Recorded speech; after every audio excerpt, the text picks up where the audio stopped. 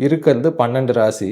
இந்த 12 ராசியில 3 ராசிய வந்து காம ராசின்னே சொல்றாங்க. அந்த காம ராசிகளுக்கெல்லாம் என்ன அர்த்தம் அப்டின்னா, ரொம்ப அதிகப்படியான ஆசைகள் இருக்கும்.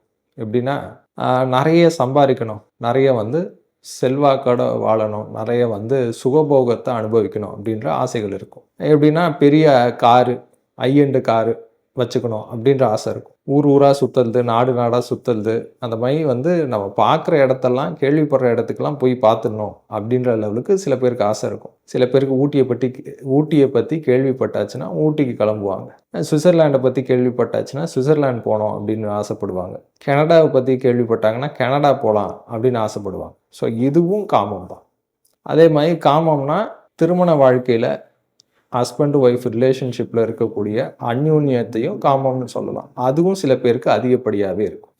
ஸோ அந்த மாதிரி அந்த எக்ஸ்பெக்டேஷன்ஸ் வந்து எல்லாருக்குமே இருக்கிறது தான். ஆனால் இவங்களுக்கு கொஞ்சம் அந்த எக்ஸ்பெக்டேஷன்ஸ் அதிகமாகவே இருக்கும். ஸோ அதுதான் இந்த காமராசி.